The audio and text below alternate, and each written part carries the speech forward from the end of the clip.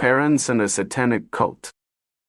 I remember the moment that changed my life as though it happened only a few hours ago. I was down in my father's basement, which I guess was mine too, in that I'd grown up in this old suburban house with the peeling paint and sagging eaves that gave our home a shabby sort of character. I'd come home from college for the holidays, just another winter break in my mind, and in the process of rooting through old boxes and musty memorabilia for something I needed, I found a dusty passageway that I knew existed, but had always told myself was just some relic of the house's strange architecture. It was something I discovered as a teenager, then left alone. But now, peeking down that hidden corridor, I saw something different. A broad, heavy book lay on a battered table in the gloom. Next to it, pinned to the wall, were half-torn pages that looked like they had been ripped from an even older text. Stenciled across one page in what appeared to be a rusty red ink were the words, "Remove your skin, remove your sin, remove the life you sold to them." Even before I read the line in full,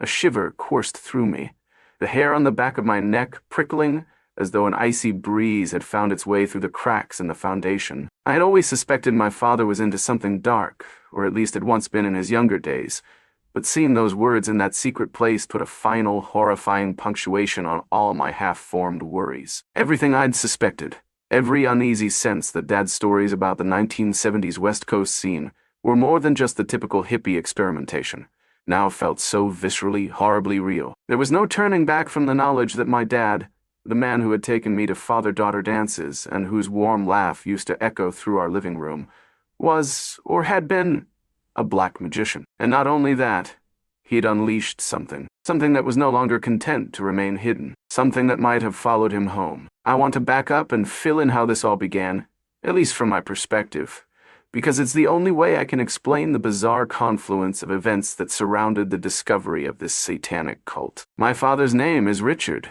He goes by Rick to friends.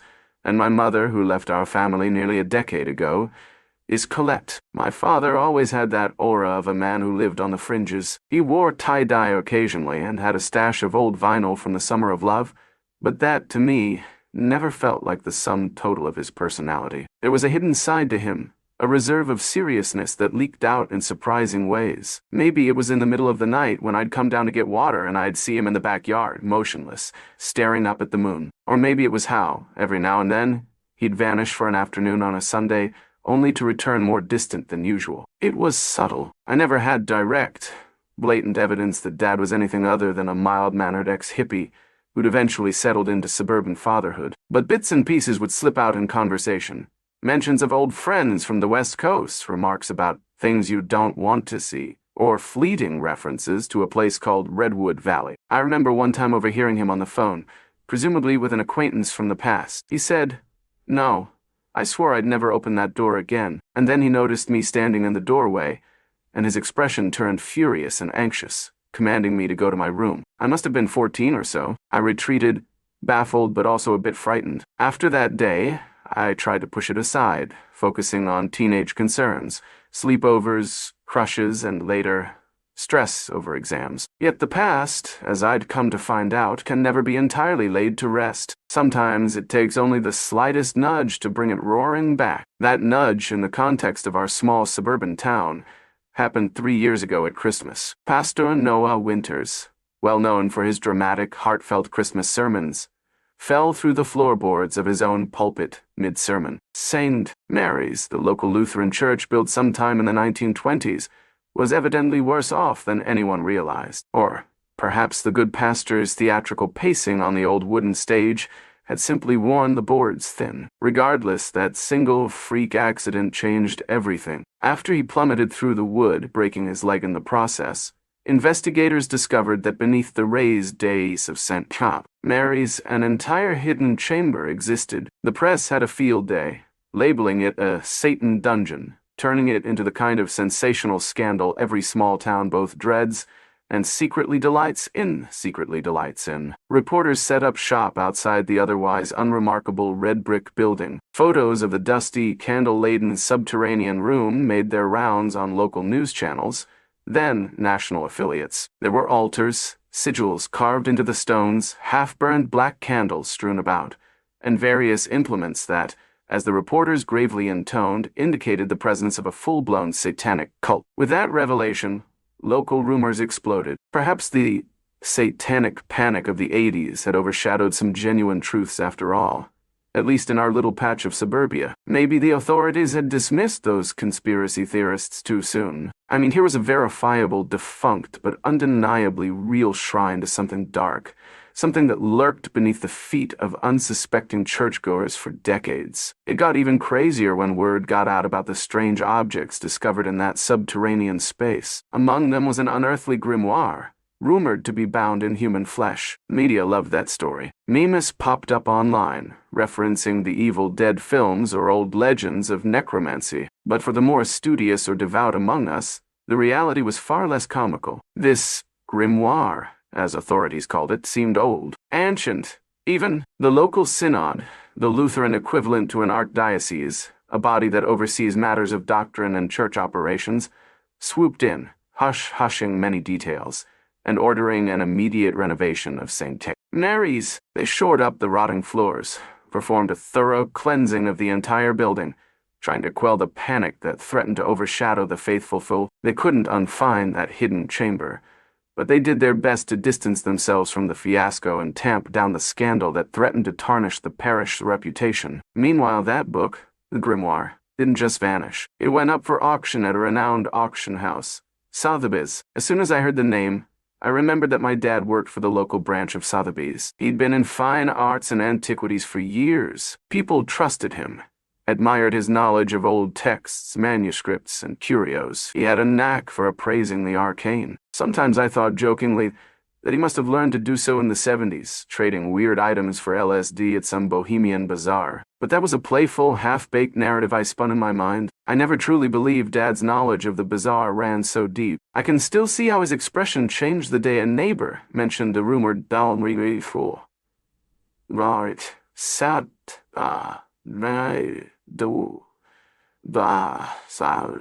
dungeon?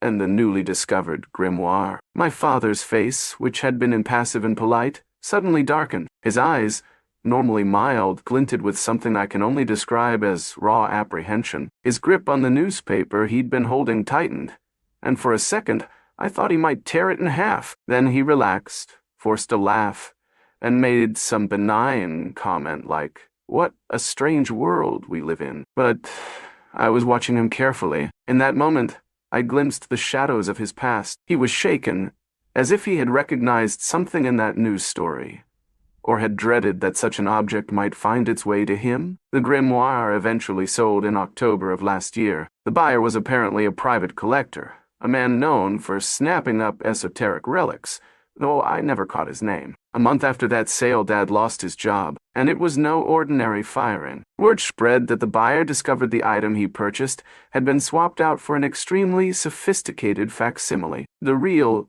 human flesh-bound grimoire was missing. My father swore up and down he had nothing to do with it, but the evidence was damning. Only he had had the opportunity to handle the book that closely. He left Sotheby's in disgrace. My sister Sammy and I caught whiffs of the rumor that he was being threatened with a lawsuit, or maybe even criminal charges. We tried to talk to him about it, but he just brushed us off, saying things like, "Sometimes life deals you a bad hand," or "It's complicated, honey." There was a hardness in his voice that made it impossible to press further. Time marched on. Sammy was finishing high school, and I was focusing on my classes, sure that Dad would sort out his legal troubles. I never really believed he had stolen anything. It just seemed beyond him. But as the weeks passed, I started to sense an undercurrent shifting in our house. My father, with no job to keep him occupied, spent more and more time around the place. Our mother was long gone. She left when I was around 13 or 14, and Sammy was maybe 8 or 9. We never heard from her again. So there was just Dad, alone in that big suburban home, with too much time and a penitent look on his face. And then those old friends started showing up. Sammy told me about it first, explaining that some days she'd get home from school and see 4 or 5 cars lined up on the street. Older, beat-up models with strange bumper stickers and tinted windows. She recognized one of them as belonging to a middle-aged guy with greasy hair who had come by for a visit once. Dad introduced him as Randy, an old buddy from his West Coast days. But Randy, in Sammy's words, gave off Creep vibes. He glared at her, rarely spoke except for curt nods, and walked around the house in a squeaky pair of boots. Others came and went too, men and a few women, mostly older than Dad or about his age, wearing battered denim jackets or old-fashioned hippie-era clothing that reeked of patchouli, stale cigarettes, or something sharper. Often, Sammy wouldn't see them enter or leave. The only indication of their presence was the line of cars out front. One day, she told me, she peeked into the living room after coming in the door. She saw no sign of Dad or his friends, but when she ventured into the kitchen, Dad appeared, blinking like had just come up from a cellar. His hair was mussed, his face carrying a thin sheen of sweat, as though he'd been doing strenuous work. "Hey, sweetheart," was all he said, handing her a soda from the fridge, telling her dinner would be pizza that night. Then, she recalled, a few minutes later she heard footsteps on the basement stairs. A door shut. The next thing she knew, the cars were gone. It was like Dad's company had melted away into the gloom of his hidden domain, a place we had nearly forgotten existed. I was home for winter break not long afterward, and Sammy and I talked at length one night when Dad had gone out, presumably to a bar. She told me how he was uncharacteristically secretive about his daily routine, slipping away at odd hours and reappearing. She even caught him writing strange symbols in a notebook once, but he slammed it shut the second she walked into the room. "I don't want to jump to conclusions," Sammy said, twirling a lock of her hair, "but it's weird, right? Like, this is so not Dad." I nodded, feeling the same hush of unease fall over me. I recalled the hidden tunnel behind the laundry room, the one I discovered by chance in my rebellious teenage years, searching for a spot to stash pot or contraband in. It was just an empty corridor leading into darkness, though I recalled it ended in a thick stone door I could never budge. I had mostly chalked it up to the house's eccentric design. Our property was old, definitely older than the rest of the neighborhood, which had sprung up in the 1950s. Rumor was that our place had been built decades before, expanded and remodeled multiple times. Maybe the tunnel was some leftover from Prohibition or a bomb shelter project. I never told Dad about my discovery. I never told anyone, actually, until that night, as Sammy and I downed cheap beer in the glow of the living room lamp. She stared at me in awe, eyes wide-eyed. "So you think that's where they're going? Through the hidden passage in the old laundry room?" I shrugged. "I don't know," I admitted. "But if you say Dad's having all these weird friends over and they vanish into the basement, maybe that's it." It chilled me just to say it, because the notion of Dad creeping through that hidden corridor, possibly going beyond into places I never dreamed was actually open to him, made me want to run away. At the same time, it was my father we were talking about, the father who read me bedtime stories, who taught me how to ride a bike and cooked me soup when I had a fever. How could he be tangling himself up in something sinister? A few days later, Christmas came around. My first Christmas back home after months away at college. The snow fell in heavy, silent drifts, blanketing the lawn, giving every suburban street a postcard-like beauty. Our neighborhood was the type of place with luminaries lining the sidewalks, twinkling lights on every porch. For a moment I forgot about the tension in our house, lulled by the comfort of tradition. Sammy and I decorated the tree with old ornaments. Dad popped in once or twice, offering a forced smile, but it was clear his mind was elsewhere. Then, out of nowhere, Mom came home. She literally turned up in her old Toyota, which I guess she still had, pulling into the driveway as though she'd been gone maybe an hour instead of nearly 10 years. Sammy and I were in the living room at the time, and we heard the engine, peered through the window, and felt our stomachs lurch at the sight. Mom got out, rummaged for keys, then walked up to the front door. I assumed Dad must have invited her or something, but the stricken look on his face when he emerged from the kitchen was proof enough that he was as surprised as we were. She stepped inside, set her worn purse on the floor, and lit a Pall Mall cigarette with a trembling hand. "Merry Christmas," she said quietly, as if she were greeting old friends. We didn't know how to respond. Sammy, hugging herself tight, bolted from the house. I followed her, found her crying on the front stoop. Then she decided to go to her boyfriend Cole's place. Once she got in the car, I watched the taillights vanish into the swirling snow. Inside, I heard Mom's voice, low and urgent, presumably talking to Dad. Eventually, I mustered the courage to go in, but by the time I stepped through the door, Mom was gone from the hallway. Dad, too, was nowhere in sight. Her half-empty can of Molson beer sat on the kitchen table, a faint spiral of cigarette smoke drifting in the air above an old ashtray that Sammy had made in first grade. It was surreal, like stepping into someone else's dream. Our mother, absent for a decade, had strolled through the door, said a casual greeting, and now had apparently disappeared. I panicked, calling out for her and Dad. The house was quiet, but I noticed the basement door was ajar. My heart in my throat, I made my way down the creaking steps. The overhead light flickered, an old fluorescent that gave the walls a sickly green cast. The big, boxy CRT television Dad kept in the corner was hissing with analog static. No actual broadcast. I recognized the muffled chords of a song by Black Sabbath, The Warning, seeping from somewhere deeper, as though it traveled through the walls. It was that distinctive tone of Tony Iommi's guitar, fuzzy and raw. My father didn't typically blast music in the basement, so that alone set me on edge. The laundry room door stood open, its ancient hinges squeaking when I nudged it further. Sure enough, the hidden passage behind the wall was exposed, a half-visible gap leading into the darkness. The electric blue glow that spilled forth was something I'd never seen before, an otherworldly radiance that felt almost alive. Holding my breath, I slipped through the opening. I could hear my pulse pounding in my ears, the hush of the stone corridor magnifying every footstep. Memories of the single time I'd gone down here before flooded back, how the stone walls smelt musty, how everything was layered with dust.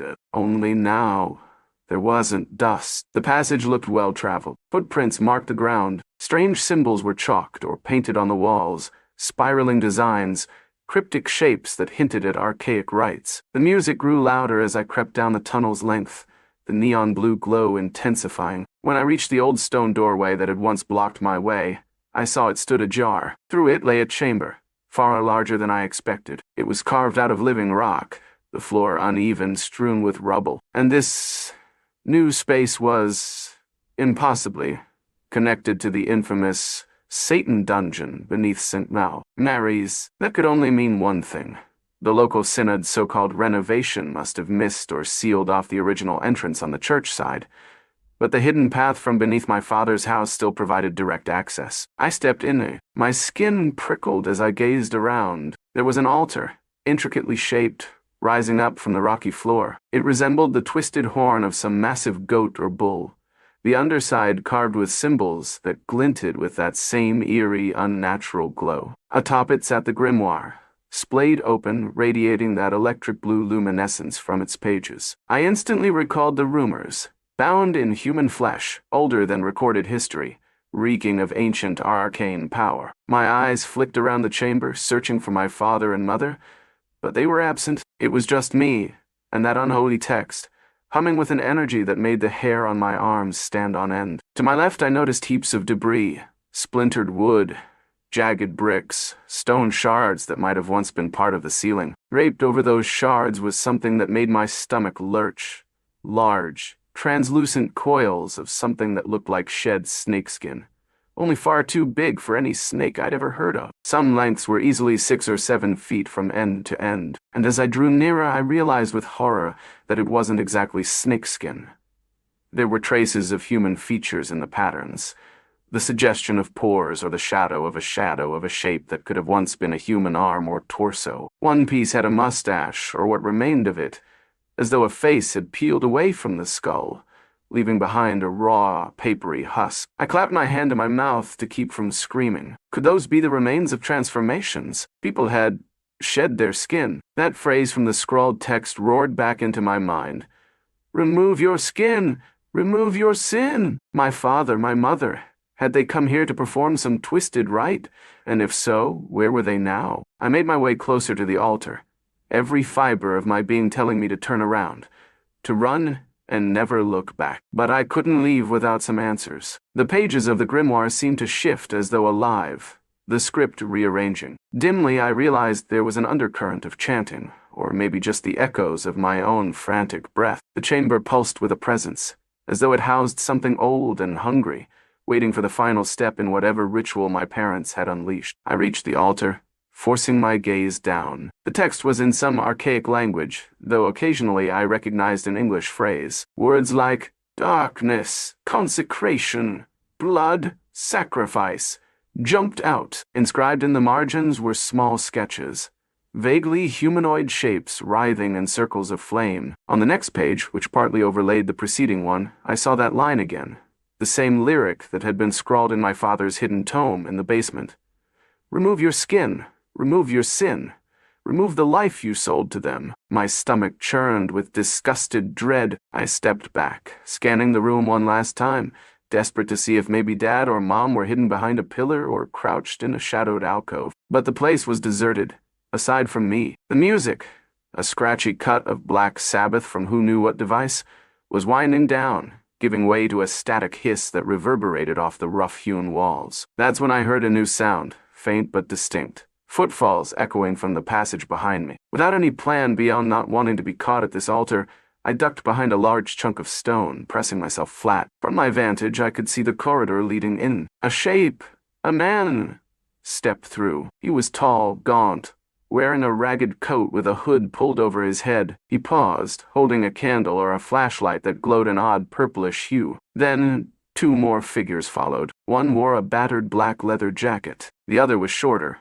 wrapped in a threadbare shawl. As they moved in, I caught a glimpse of their faces in the flickering purple light, blank, almost lifeless expressions, but eyes shining with fervor. They advanced to the altar, forming a semicircle around that neon-glowing text. My heart pounded so loudly I worried they would hear it. One of them began to chant in a low monotone, words I couldn't decipher. The second reached into the pocket of his jacket and pulled out an object that looked suspiciously like a small, curved dagger. He raised it over his head, then lowered it gently onto the open pages, as if offering it to the entity emanating from that book. The third figure, the one in the shawl, circled around the altar, occasionally lifting a handful of some powder and sprinkling it onto the ground, each handful releasing a phosphorescent pop of color that lingered in the air. I swallowed, my thoughts swirling.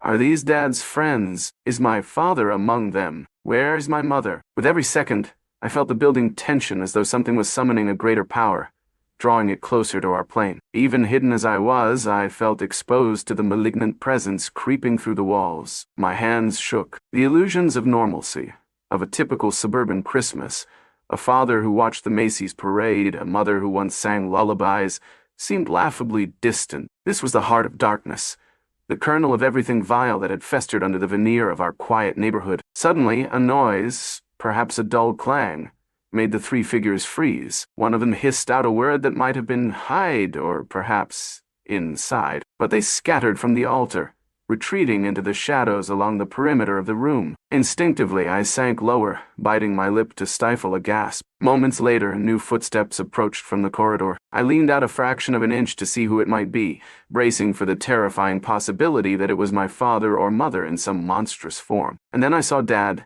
stepping into the dim luminescence. The overhead glow from the grimoire cast shifting patterns across his face, highlighting the tension in his jaw. He looked older than I remembered. Lines of worry etched deep around his eyes. He was alone, or so it seemed, until a figure followed him into the chamber, a figure I recognized immediately. My mother. Despite her age, she still had that same composed poise, the same raven-black hair pinned into a messy bun. The edges of her face looked haunted, but there was resolve in her eyes. They moved closer to the altar, apparently oblivious to the presence of those 3 robed or jacketed figures lurking in the dark corners. Dad placed a hand on the grimoire's page, and the luminous text intensified, flaring into a brilliant blue. My mother glanced warily around, then stepped forward, speaking in a low voice I could barely make out. "We can't keep them waiting. You know that. We promised we'd finish what we started." Her tone held no trace of warmth, only an urgency that sent fresh chills through me. Dad sighed, pressing his palm onto the page as if to steady himself. "I never wanted to return to this," he murmured. "But it's the only way. The bargain. You remember." "I remember," Mom snapped, crossing her arms. "Just hurry." My mind reeled. A bargain. Did they do something decades ago? Some unspeakable exchange of vows or souls, with a malignant force, culminating in a promise that required them to reunite after all these years. Was that why my mother had left so abruptly when I was a kid? To avoid fulfilling her end of the bargain? Or had they parted ways specifically so they could come back together at the appointed time? Suddenly, the presence of that stolen grimoire made sense. Dad likely used the resources at Sotheby's to reacquire the book from the church's underground, perhaps forging a replica to hide the real one. He knew exactly what he needed it for. As Dad turned a page, The flicker of movement from the shadows drew my attention. The trio lurking nearby were still waiting. Their eyes, I glimpsed, reflected a hungry anticipation. One parted their lips, silently mouthing words, an incantation, perhaps, staring fixedly at my parents. The strange dagger still lay on the open page. For a moment, I thought Dad would pick it up, but he hesitated, drawing his hand back. A muscle in Mom's jaw twitched. She reached forward, grabbing the handle of the dagger. In one swift motion, she lifted it to the side of her neck and sliced a shallow cut. A hiss of pain escaped her lips, but she pressed the blade to the page, letting droplets of her blood spatter onto the text. The luminous glow shifted from electric blue to a vibrant, nauseating green. I stifled a cry of alarm. My father reached for her, applying pressure to her wound, but her eyes locked onto his. I read something there, an unholy determination. "Remove your skin. Remove your sin," she whispered. "We owe them our everything, Rick. You know that." "We have children," my father said, voice hoarse. "Our daughter is upstairs. Do you want them to get involved in this?" Mom's lips tightened into a grim line. "They're not part of the bargain," she answered. "Don't say anything to them. This ends with us." As if on cue, the dagger trembled in my mother's hand, rattling against the open pages. The writing on the grimoire glowed even more intensely, igniting swirling motes of greenish light. Something about that movement triggered the watchers in the shadows. In unison, they slid forward, kneeling near the altar. One of them, the one in the battered jacket, hissed, "Welcome back, brother. Welcome, sister." My parents didn't so much as flinch at these new arrivals. Instead, they seemed to expect it. My mother, still clutching her bleeding neck, nodded curtly at them. My father exhaled. "It's time," he said quietly. Then, in a swirl of movement, they laid their hands on the dagger. My father placed his left hand over the hilt. My mother kept her right. Together, they pressed the blade onto the text. The neon lime glow flared outward, swirling upward to the ceiling of that subterranean chamber. A shudder ran through the walls, sending fine dust raining down. The watchers let out a simultaneous sigh or moan of anticipation. For a second, I genuinely believed something monstrous, something older than the foundations of this church, would manifest before my eyes. My gut told me to run, but my feet were rooted. I felt transfixed, equal parts horrified and enthralled. Dad and Mom closed their eyes, chanting in tandem, forming words my ears had never heard. The darkness above the altar coalesced, shapes swirling in the gloom. It was like a thick, oil-black shadow straining to take form. Then, abruptly, the swirling mass receded with a loud pop, the luminescence vanishing as if a cosmic lamp had been switched off. The chamber was plunged into near-total darkness, save for the faint glow of a few small candles near the watchers. Caught off guard, I crouched lower, my eyes adjusting. I could just make out Dad, staggering, grasping at the altar for support. Mom was upright, though trembling. The watchers rose to their feet, each glancing around in apparent confusion, as though they expected more. Dad groaned, leaning against the altar. His voice trembled. Where is it? No. Mom's voice caught in her throat. No, that can't be right. It's supposed to appear. The right of the promised return demands. She never finished. A deafening roar cut through the chamber. All at once, it was as if the walls began to breathe, the stones shifting. A foul wind gusted, swirling dust and grit. Suddenly, the watchers were screaming, backing away from the far side of the room. I squinted through the chaos. There, half hidden behind chunks of rubble, a shape writhed. It was about human-sized, but its features undulated. A wet, slithering sound carried across the space. I recalled the snakeskins draped over the debris and felt my spine turn to ice. My mother gasped, clutching Dad's arm. God help us, she muttered ironically. Given the circumstances, Dad's face was pale as bone. The watchers were chanting again, their voices frantic, fear-laced. Then I saw it, a figure rising. Its torso was coated in a glistening membrane, and as it moved, sheets of that translucent covering peeled away, flopping to the ground. It was as though a person had just been born from a shell, but no normal person glowed faintly with greenish phosphor. No normal person had black eyes that reflected the candlelight with a predatory sheen. I recognized the mouth shape, the nose, even the faint outline of hair, which seemed plastered to its scalp. This person, if indeed it was a person, was panting, scanning the chamber with undisguised rage or hunger. Then it locked eyes on my parents. One of the watchers cried out, "The Ascendant! It's returned at last!" Another dropped to their knees, arms raised in reverence. My father flinched as if confronted by a memory he'd tried to bury. My mother whispered,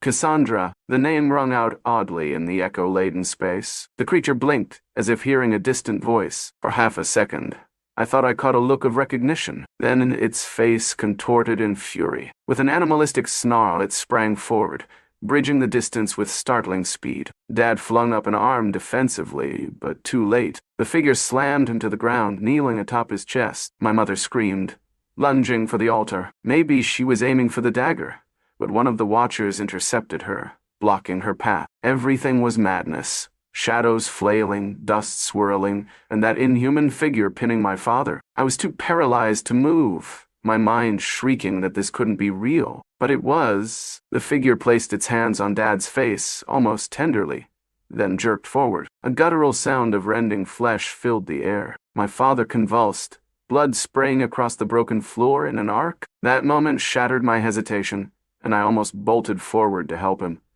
But the sheer horror kept me rooted. My father's death rattle, or near-death rattle, stabbed my ears. My mother shrieked again, desperately punching or clawing at the watcher, blocking her. I saw, in an instant of nightmarish clarity, the shape that pinned Dad's body rise, hissing in pleasure or triumph, its jaws stained red. "No," Mom sobbed.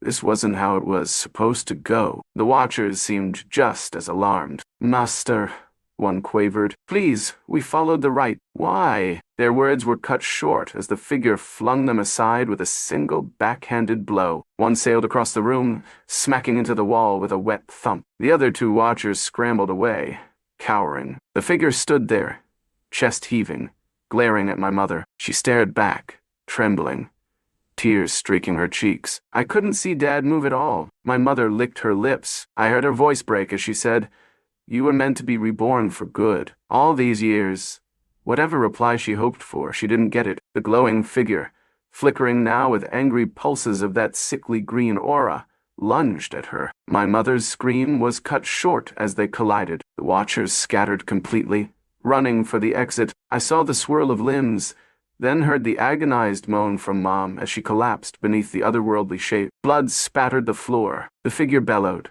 a sound not quite human, echoing with an undertone of something like hissing static. The only rational thought in my mind was that it was unstoppable, that my parents had unleashed a monster. And then, with horrifying abruptness, the figure stiffened. It jerked to its feet, stumbling away from my mother's limp body. She lay motionless, eyes open but unfocused. The monster, Cassandra, if that was truly her name, reached up, clutching her skull as though in pain. She let out a guttural wail. Neon green arcs of energy crackled around her. She staggered backward, arms flailing. The watchers at the chamber's edge stared, uncertain whether to intervene. Without warning, the figure erupted into a swirling mass of black vapor, as though her entire body dissolved. The vapor shrank, then shot upward into the gloom near the ceiling, vanishing into the cracks of the rock. A hush fell over the chamber, thick and suffocating. The watchers moaned, trembling. My father lay splayed on the floor,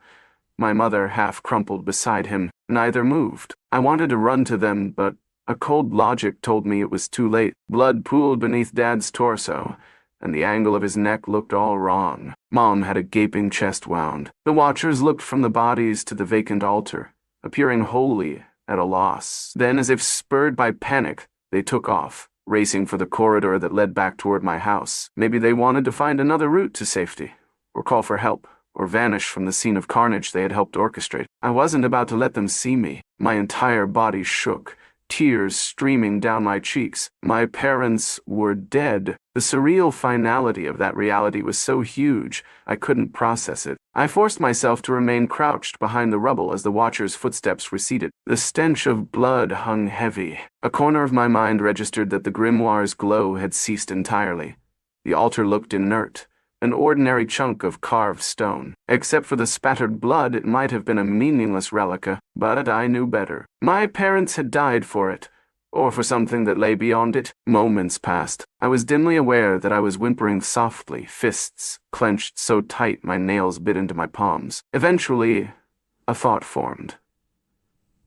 I had to get out. I had to leave that dreadful place or risk succumbing to the same horrific fate. The thing they had summoned was gone, at least for now, but the Watchers could return, or maybe the monster would. I forced myself upright, trying not to look too closely at my parents' bodies, yet my gaze inevitably flicked over them. My father's face was almost unrecognizable, contorted in agony. My mother's eyes stared blankly at the ceiling, as though she were gazing at something I couldn't see. Tears burned. Though they had done unspeakable things, they were still my parents, and I never wanted them to come to such ends. But I had no time to mourn properly. Swallowing the bile in my throat, I half stumbled, half ran to the corridor, praying that none of those Watchers waited in ambush. The path was empty. The subterranean gloom seemed heavier somehow, pressing in. Far behind me I heard a faint scraping, perhaps falling debris or echoes of movement. I kept going, crossing the threshold into the hidden passage that led back under our property. When I finally emerged into the basement laundry room, I shut the secret door behind me, pressing it until the latch clicked. My mind spun in circles. Should I call 911? Should I flee town? Should I destroy the passage so no one could follow me? A wave of panic verged on mania. I forced my lungs to take deep, ragged breaths. The basement was silent, except for the static from the old TV. I scrambled up the stairs, two at a time, flicking the basement light off. Once in the kitchen, I nearly slipped on the half-melted puddle of slush that had dripped off someone's boot zone. The house was deserted. Sammy was gone, presumably still with Cole. The illusions of a normal holiday were so far away now that the twinkling lights around the living room windows looked like mockery. I walked in a daze to the phone, picking it up with trembling fingers. My instinct was to dial the police. But what could I possibly tell them? That I found a satanic cult in a hidden chamber, that my father and mother performed a ritual that killed them both. The story was insane. Even if the police believed me, who could say they wouldn't pin the blame on me, or think I was delusional? My tears hadn't stopped. They blurred my vision, stinging my cheeks. After a long hesitation,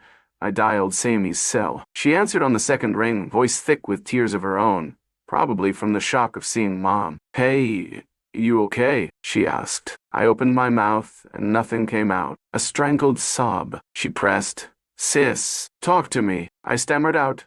"You can't come home. Just don't come home, okay? It's not safe." My voice cracked. I tried to be coherent, but all I managed was something like, "Mom, Dad, they're gone. There's something in the basement. You have to trust me." Her end of the line was silence for a moment. Then, heartbreak in her tone, she whispered, "I'm coming to get you." I yelled no, telling her again it wasn't safe, that the Watchers or the monstrous presence might still be nearby. She insisted she wouldn't leave me alone. I took a shaky breath and told her to meet me at the old Waffle House on the highway's edge. She agreed. My heart thundered as I hung up, every muscle clenched. In the next minutes, I raced through the house, grabbing a few essentials.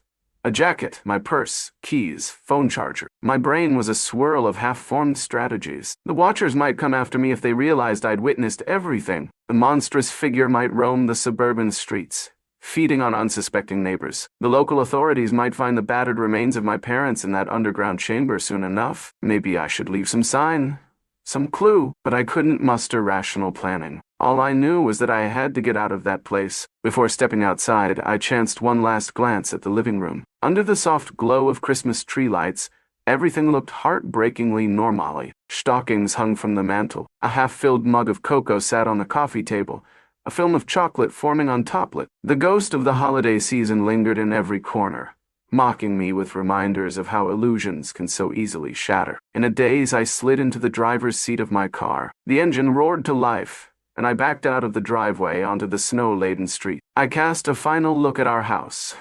My father's house, a place that once held so many childhood memories. Now it felt like the lair of a hideous secret. Through the second-floor window, or so I imagined, I saw a flicker of movement, as if a curtain parted. Probably just my mind playing tricks. I pressed the gas, heading toward the highway. I told myself I'd figure out the rest as I went along. My breath came in ragged gasps, tears persisting, blurring the passing streetlights into glowing smears. Would my sister even believe half of what I had to say? All the while, the refrain from that poem hammered my brain, Remove your skin. Remove your sin. Remove the life you sold to them. My parents had done exactly that.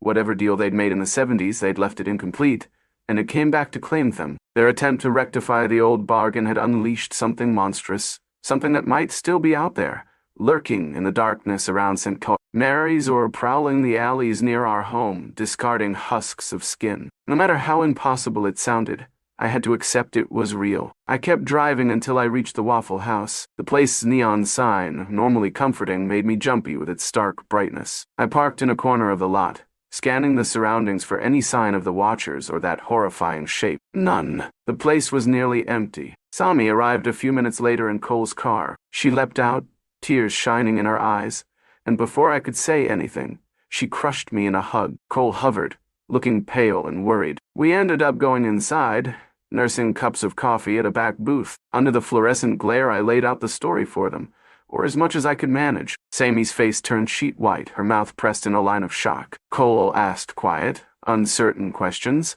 So there's a cult, and your father, your mother, you actually saw them get killed? I could only nod, hating how insane it all sounded. An hour passed, then two, as we tried to figure out a plan. Sami wanted to call the police. I hesitated, explaining the utter madness of the scene. She insisted that eventually the bodies would be found, and we had to be on record with our account. Cole pointed out that the Watchers might blame us or come after us. In the end, exhaustion won out, and we decided to do something that might sound bizarre.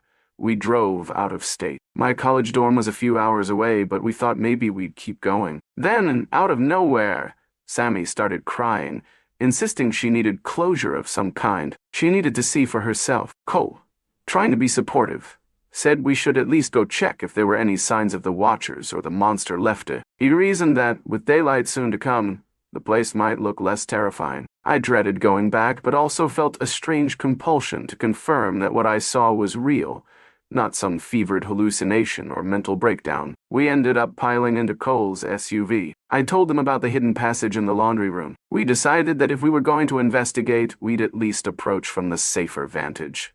St. Mary's. The front door of the church would likely be locked at that hour, but the property might have an external entrance to the basement. Alternatively, we might find a caretaker we could quietly speak to. Cole drove in heavy silence, only the hum of the heater and the quiet whimper of my sister filling the space. My heart hammered with dread. The sky was a dark velvet, with only a hint of dawn at the horizon. Approaching St.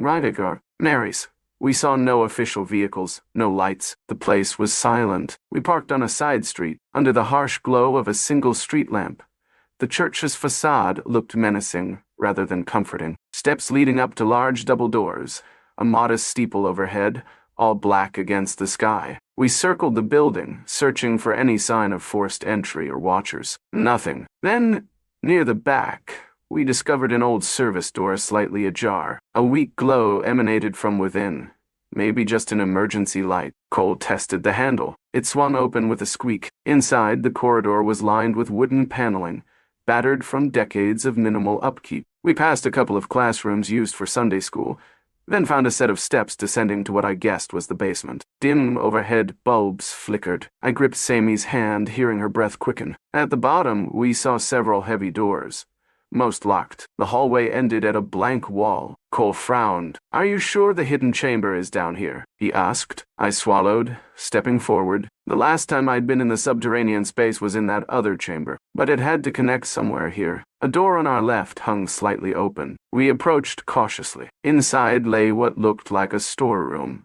Metal shelves with folded chairs, dusty boxes of hymnals. No sign of anything cult-related, but in the far corner, a chunk of flooring had been removed, revealing a gaping hole. I realized the pastor's disastrous fall must have broken through the floor in the sanctuary overhead, leading them to discover the Satan dungeon. They must have partially covered it, or tried to seal it up, yet it looked as though it had been pried open again. The boards were splintered, fresh nails scattered about. Sami stared at me, eyes brimming with fear. I can't do this," she murmured, voice trembling. I slipped my arm around her. "We just need to confirm," I said softly, though I wasn't sure if I was reassuring her or myself. Cole took the lead, stepping carefully over the boards. A short drop led into the partially excavated subchamber. The smell of stale earth flooded my nostrils. Indeed, we'd reached the Satan dungeon, though apparently parts of it had caved in or been bulldozed. I saw leftover construction debris, beams, and scaffolding. The caretaker or the synod must have tried to fill it in. But from what we saw earlier, my father's cult had found a way to keep the deeper portion intact. Maybe the synod's renovation never truly destroyed that altar room. They simply bricked it over or left it sealed from the church side, ignoring the possibility of an approach from the other direction.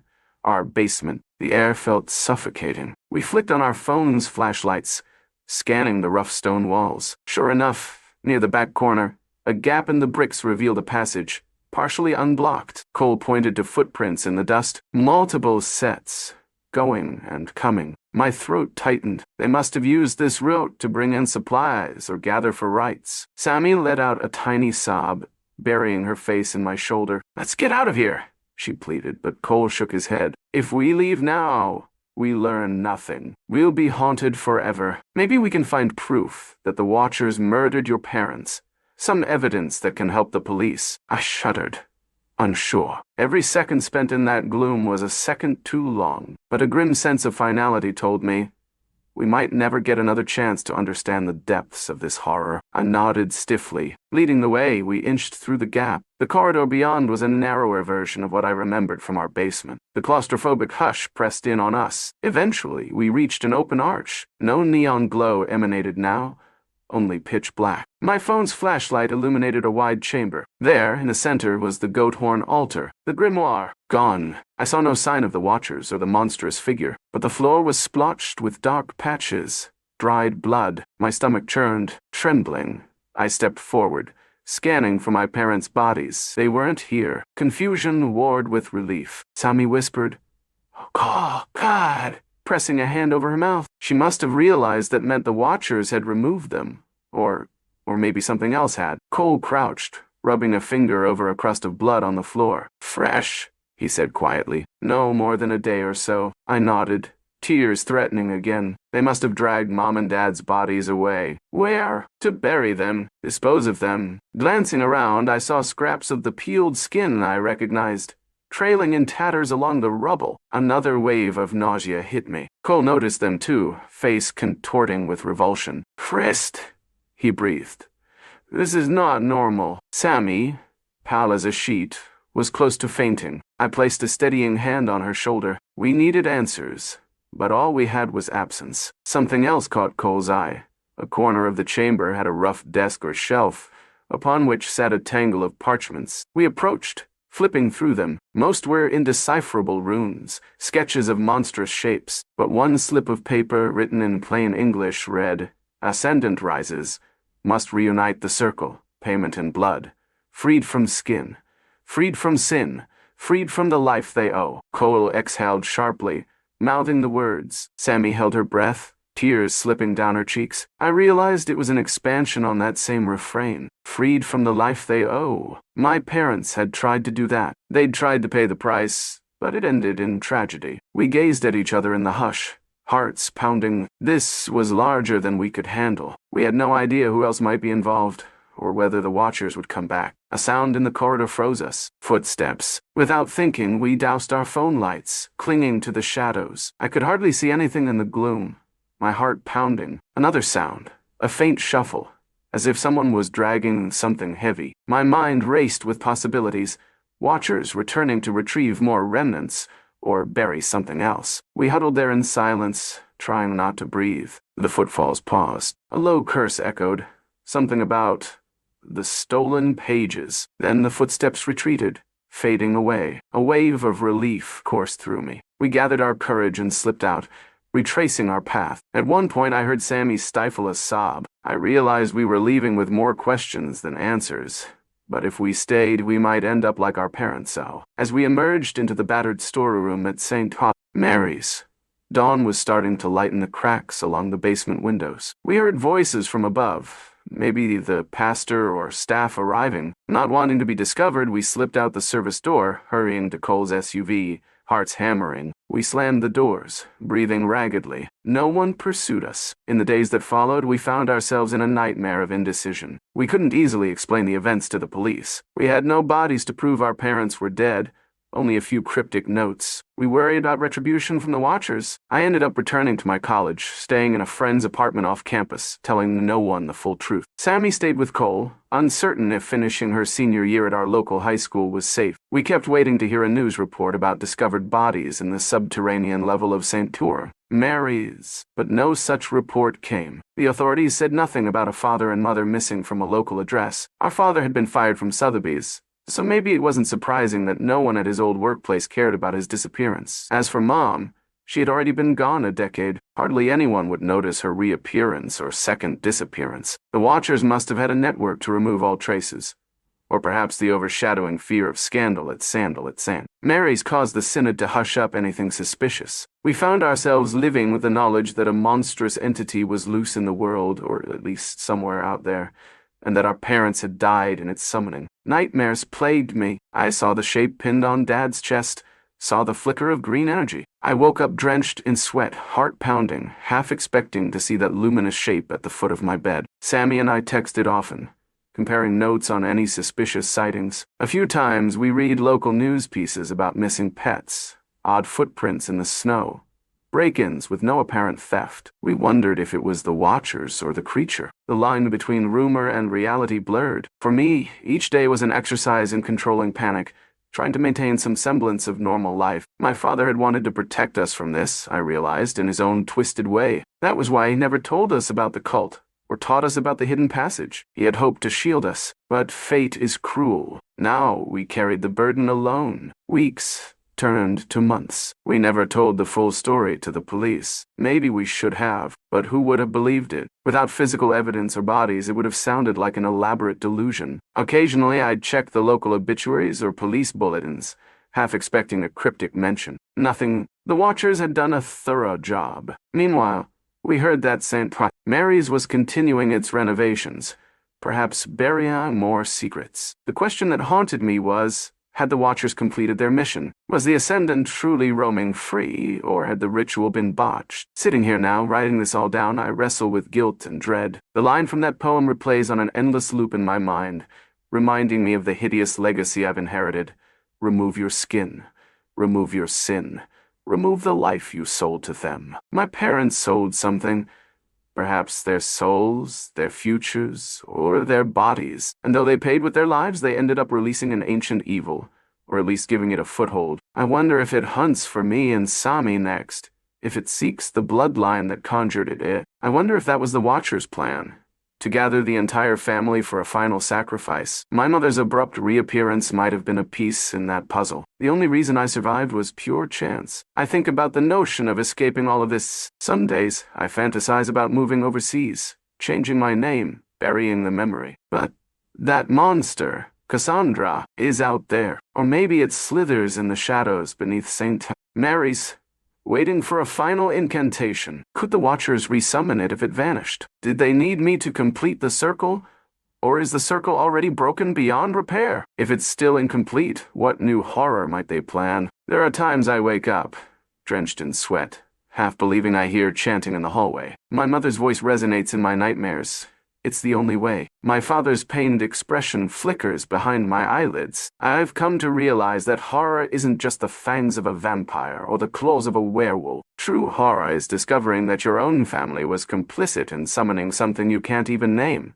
That the suburban calm you took for granted was a thin veneer over unimaginable darkness. Whenever I see an old tie-dye shirt or a battered vinyl album, my gut twists with bitter nostalgia. Dad was an ex-hippie, yes, but he was also something far darker. He and my mother both. They tried to hide the truth for years, bury it beneath normalcy, church picnics, soccer games, and holiday dinners. But the shadows of the 1970s found them again. The cycle repeated. Now I'm left with the echoes of that final tragedy, uncertain how to proceed. I suspect Sammy and I will never return to that house. I suspect the Watchers have claimed it or left it vacant as a shrine to their madness. What becomes of us? Are we free? Or does the vow remain, incomplete yet still lurking? I don't know. I only know that the night I saw those shed skins, that monstrous figure drenched in greenish glow, I crossed a threshold from which I can never go back. The illusions I once held about my father's strange behavior are shattered. The mother I desperately missed turned out to be just as deep in the darkness. And now, day by day, I brace myself against the possibility that one of those watchers might track me down, or that the Ascendant might surface in my dreams, beckoning me to remove my skin. Sometimes, after a particularly bad nightmare, I lie awake, sifting through the final lines of that poem in my head. I wonder if it's meant as a threat or a plea. If the Watchers truly believe in some twisted redemption by discarding the flesh, I wonder if my parents believed it could help them outrun their sins. But in the end, the only thing they outran was life itself. For me, that knowledge is an anchor dragging me down. All I can do is cling to the faintest hope that it ends here, that the evil they unleashed has no further claim on me. But in my darkest moments, I suspect I'm only fooling myself, and that eventually the footsteps in the corridor will return, and the Watchers will come for what remains of the debt my parents incurred. If that day comes, I pray I'll have the courage they lacked, to face the darkness without flinching. But for now, the memory of that stolen grimoire, the stolen lives, and the gory altar remains an ever-present shadow. Whenever I close my eyes, I see that hidden chamber. I feel the damp chill of stone, smell the copper tang of blood, and hear the final echo of my mother's voice. That's the legacy Dad and Mom left us. A swirl of secrets, a satanic cult, a monstrous presence unleashed, and a cryptic lullaby that warns, remove your skin, remove your sin, remove the life you sold to them. So I write this in the hope that putting it down might lighten the weight, or at least serve as a warning to anyone else who stumbles upon signs of an ancient darkness in a seemingly benign place. If you find a dusty old tome with disturbing scribbles, if you discover your parents once ran with an occult group, if you see parted skins that look eerily human, heed the warning. Walk away if you can, because once that door is open, the horror waiting beyond is all too real. And if you're not prepared to face it, it might consume you just as it consumed the ones who brought it forth.